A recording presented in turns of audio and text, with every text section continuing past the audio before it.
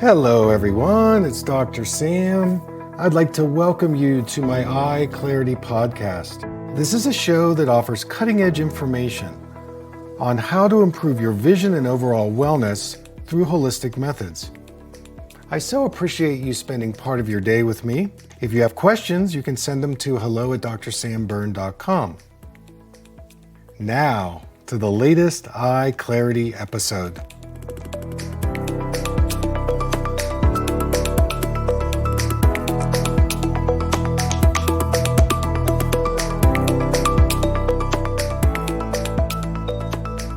Hey everybody, it's Dr. Sam, and I want to welcome you to another EyeClarity podcast. Well, today I'm going to talk about a condition called MS, better known as multiple sclerosis. And the reason why I want to talk about it is that I get a number of questions on MS and how it affects our eyes. And in fact, the visual system is one of the places where MS wreaks havoc. And some of the symptoms include things like a peripheral vision loss. You start losing some of your side vision. This could also be called a visual field cut.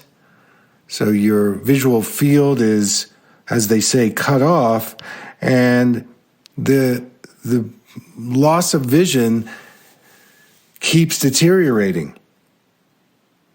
Now, some other visual symptoms include things like a loss or reduction in your ability to read the eye chart at distance, or to read letters and words up close. They actually can even become so blurred and unrecognizable that there's a distortion. I talked about visual field loss. Another medical term that's used in the eye exam is scotoma. And this is a blind spot in the center of your vision. Things go black. Eye pain can be another reason why someone suffers MS. Blurred vision. So when you're looking at objects, there's a haziness, a sense of cloudiness, fuzziness. Double vision. When somebody starts getting duplicate images, one of the first things to explore is there a neurological breakdown in the visual system. Vertigo, dizziness, mobility issues. So there's a feeling of I'm off balance, I'm not sure where I am in space. And then another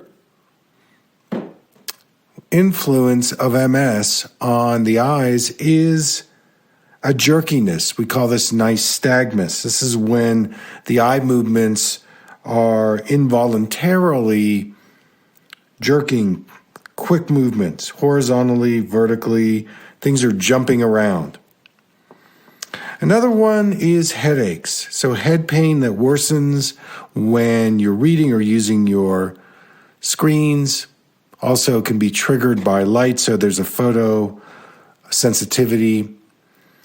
So some of the main areas of the eye that are affected would be the optic nerve. Now, the optic nerve is so important. It's a plexus of nerves that connect the eye to the brain. And for example, in a condition like glaucoma, the optic nerve can be damaged, and this starts to affect our peripheral vision. So if you're suffering any of these symptoms, it's really important to go for an eye exam. If the eye doctor is not able to solve these symptoms, then perhaps you need to go to a neurologist and get some additional testing. So in studying MS, obviously it is not only an eye issue, but it's really a systemic issue that's affecting the eyes. And I think of MS as a disease of the myelin, which is the outer covering, the fat layer. And it tends to cover the nerves And when this myelin begins to disintegrate, this starts to affect our neurological health. Now, I see MS as a dysfunction in the lipids. And one of the things that I look at is cholesterol.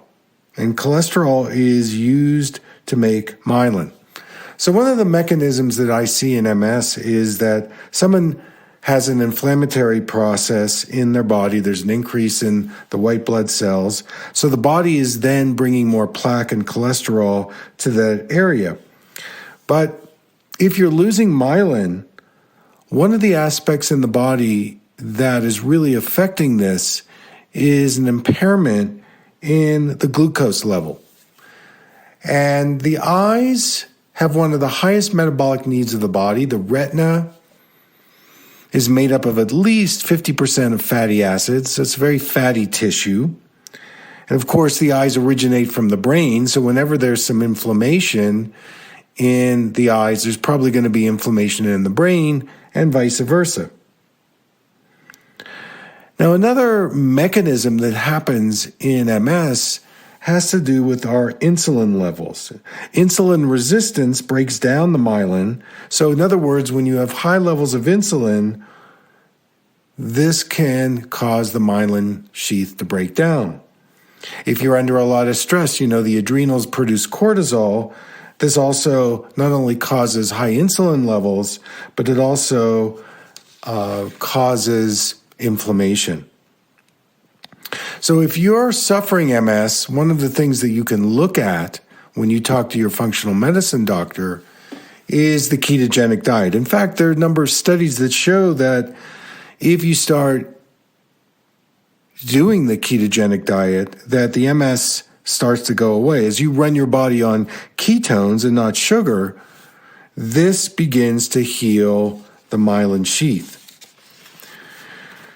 Now, there's another interesting protocol out there, and before you do anything, I would definitely talk to your doctor about this. So I want to do a disclaimer, this is purely educational only. I don't want you just to run out and do this, but this comes from a protocol from Dr. Cumbra, and it has to do with dosing yourself with high levels of vitamin D3. So in the protocol, he says doing 1,000 IUs per kilogram. So I'm about 160 pounds. So I would do maybe about 71,000 IUs a day of vitamin D3.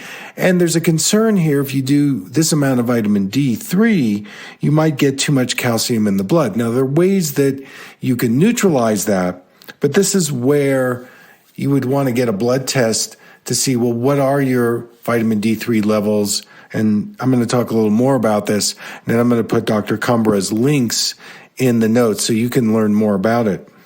So vitamin D3, there have been studies that show that when our vitamin D3 levels are higher, there's a lower incidence of MS. Now, another way to say that is if you live in an environment where you're getting a lot of sunshine every day, then you have a lower chance of developing MS. Studies have shown that pregnant women who expose themselves to the sun or more vitamin D3, their children have a less chance of developing autoimmune disease, asthma, and so on. So vitamin D3 is an immune regulator, and a certain percentage of the population cannot absorb vitamin D3. So this is where you would have to work with your doctor to see how you would navigate that. But vitamin D3 influences over 3,000 genes. And one of the mechanisms that happens is when you increase vitamin D3, you reduce the parathyroid. And this is responsible for calcium production. So it's important that if you're going to embark on this vitamin D3 protocol, that you measure your parathyroid before and after. There's some other things that are important to take in the MS situation. That would be DHA, the omega-3, zinc, vitamin K2, which actually helps reduce the accumulation of calcium in the blood. Obviously, you want to eliminate dairy. You want to take magnesium, vitamin B2, B12, selenium, and you want to hydrate more. You want to take about 2.5 liters a day of water.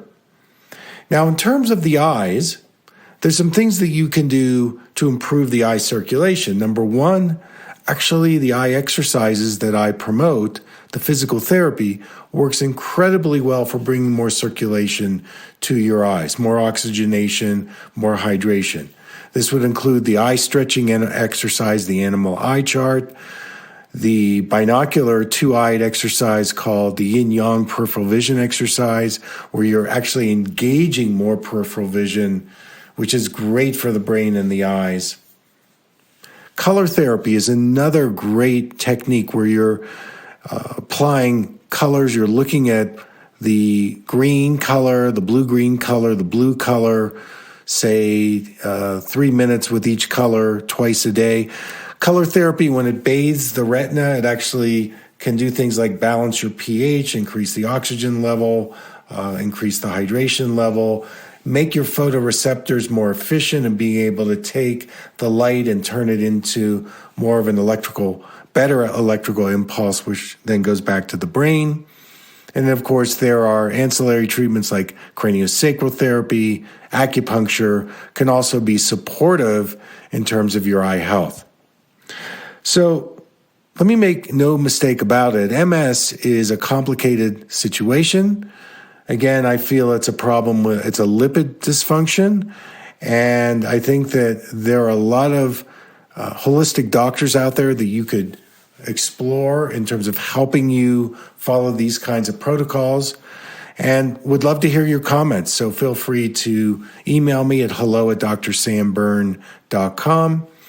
And that's our show for today. So I want to thank you so much for tuning in. And until next time, take care.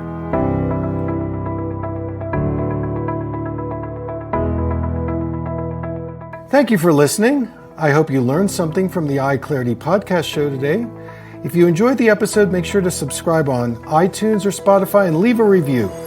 See you here next time.